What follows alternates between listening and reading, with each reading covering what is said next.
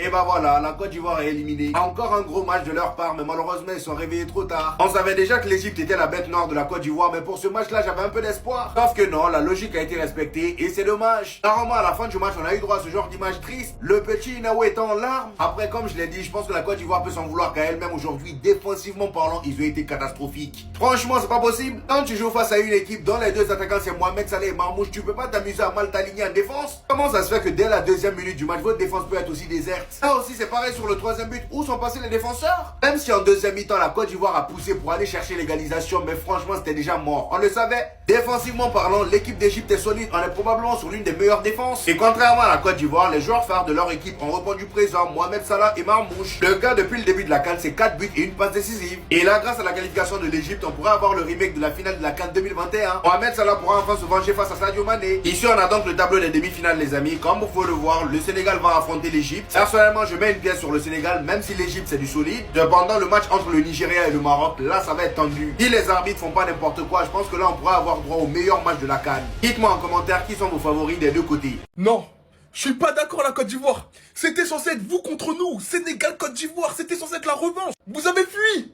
Vous avez fui comme ça.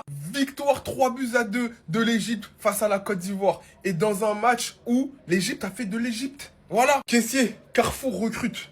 Caissier, Carrefour recrute. Comprendra qui pourra. 60 minutes sur le terrain à peu près, je me rappelle plus. 60 minutes où t'as abandonné ton équipe. Au milieu de terrain, t'arrivais pas à faire les replis, t'arrivais pas à casser des lignes. Même si t'as été très important pour la Côte d'Ivoire dans ce début de compétition, aujourd'hui, t'as lâché ton rang. Un bloc dense, 11 joueurs, le staff technique devant le gardien et, Inch'Allah, Salah, Mahmouche. Les deux ont fait mouche. Salah était prêt. Cette canne, il sait que c'est l'une de ses dernières, ni si ce n'est la dernière. Il doit la prendre, il est en mission. Voilà. Mais, Inch'Allah, Mané va encore te faire pleurer.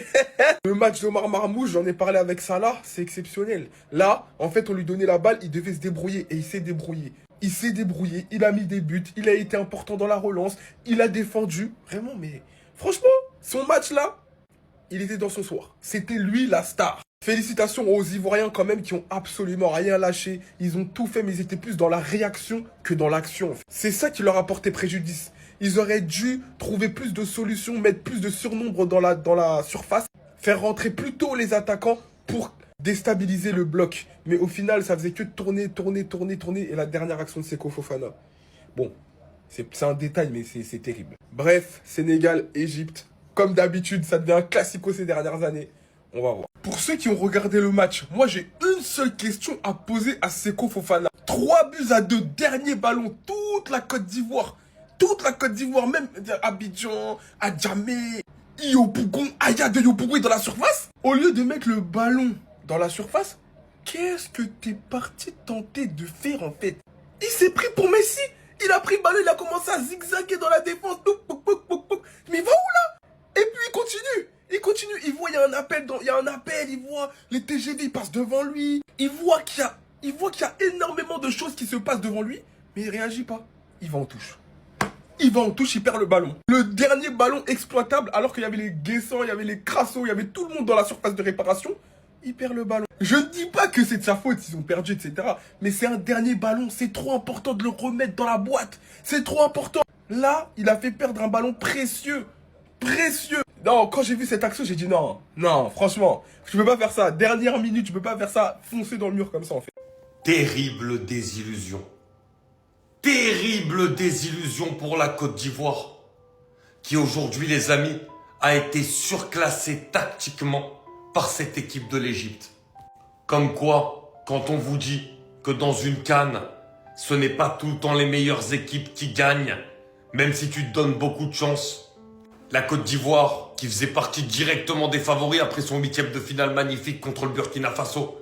Et l'Égypte de l'autre côté, qui avait montré beaucoup de difficultés contre le Bénin.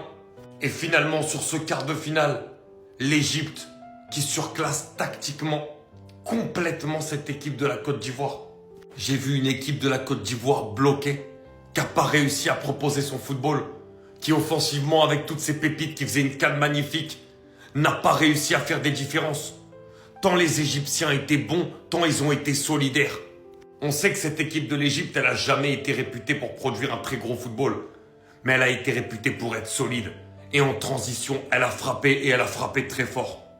À l'image du trio offensif Salah, Marmouche et Achour, qui ont été excellents sur toutes les transitions. Dès qu'il a fallu avoir une occasion, ils ont fait très mal et ils ont fait mouche. 3 tirs cadrés, 3 buts pour l'Égypte aujourd'hui. Et même les 2 buts de la Côte d'Ivoire ont été des buts un petit peu casquettes. Mais finalement, dans le jeu, la Côte d'Ivoire n'a jamais inquiété cette équipe égyptienne. Et c'est tellement frustrant quand on voit ce qu'on a vu de la Côte d'Ivoire et de son potentiel offensif dans cette CAN. Après, bien sûr, c'est une équipe jeune, donc il va falloir qu'elle progresse. Mais très clairement, on est déçus côté ivoirien. Ah, les champions d'Afrique. Le problème, les gars, c'est que personne ne s'attendait à vous voir encaisser 2 buts aussi rapidement. Au vu de cette qualification de l'Égypte, sur une incroyable performance offensive de Achour qui nous délivre aujourd'hui 2 passes décisives, venant s'ajouter à la performance de Salah tellement décisive quand il le faut. Puisque c'est lui sur le 2e but de l'Égypte qui vient littéralement délivrer cette passe D, avant que la Côte d'Ivoire réduise le score avant l'entre vestiaire. Et quand on pensait que la Côte d'Ivoire reviendrait égaliser en seconde période, il vient littéralement refaire le break. Et le problème, les gars, c'est que l'Égypte défend très très bien. C'est leur atout spécifique. Même si sur un gafouillage dans la surface, Doué permet à son équipe de réduire le score à nouveau. Et en 17 minutes, dans le radar encore une fois, pour essayer de revenir égaliser, ça sera insuffisant. Malheureusement, la Côte d'Ivoire est éliminée. La défense a été passive. Pas à la hauteur de ce qu'on a vu ces derniers mois. Pas digne du tout des 0 buts encaissés lors des qualifications à cette Coupe d'Afrique des Nations. Et Mercier Faye disait qu'il trouvait cette équipe encore plus forte que celle qui a été champion il y a 2 saisons. C'est peut-être le cas. Mais dans ce cas-là, vous vous êtes fait énormément confiance et peut-être qu'il y a eu un surplus même carrément. Parce qu'aujourd'hui, c'est passé beaucoup trop facilement pour les Égyptiens.